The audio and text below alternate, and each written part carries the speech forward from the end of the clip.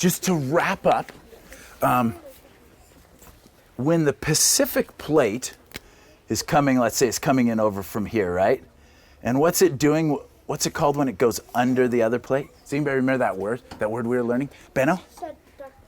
Subduction. It's subducting underneath, and it's going way underneath here. And what does all that heat and pressure create? What does all that heat and pressure create? And you know what? With cold hands, it feels really good. So if you want to, heat and pressure, heat and pressure. What does it create?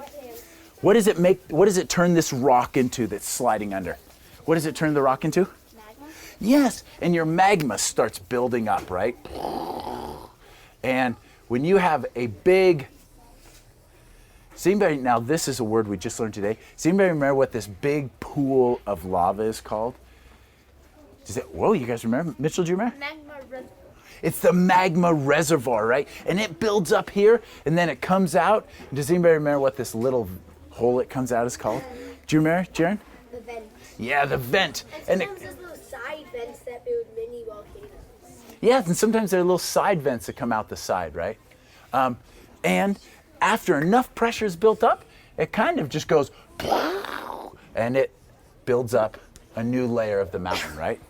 Now, ours didn't explode very big, and that's because we had an open vent right here. Maybe next time we'll try it where we get some corks and we plug it up. Does anybody have any predictions if your vent is plugged at the top of a volcano?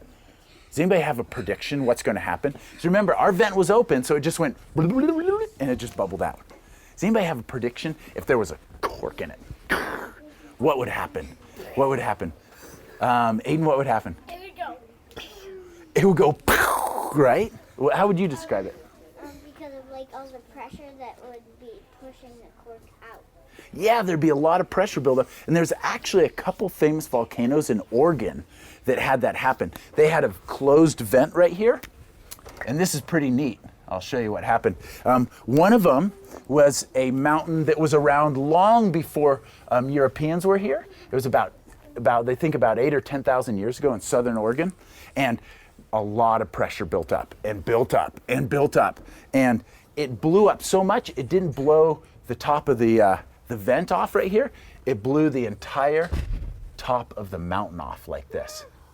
And you want to know the funny thing about it? And some of you might start to realize this. So it blew the whole top half of the mountain off, and it blew it straight up in the air, and the little top part of the mountain came back down and went plunk and landed like this, like that. And eventually, you know what happened? Is this part filled up with water, and there was water all over it, and it became a big lake, and this is called a crater right there. And so they had a name for it. And do you know what it is, Ethan?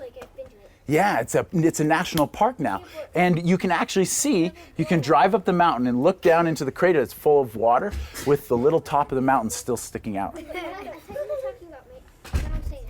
Ooh, and that's another good one. Mount St. Helens had the same thing happen. It was a closed vent like this. It was a cone volcano like this. And that pressure built up and built up and built up. And when it blew, it kind of blew off. Instead of blowing straight up, it blew off funny, and it kind of blew off at an angle like this.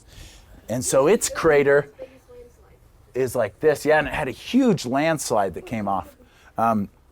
So the kind of volcanoes we made have open vents, and the kind that make the huge explosions have closed vents. And they have all that pressure buildup.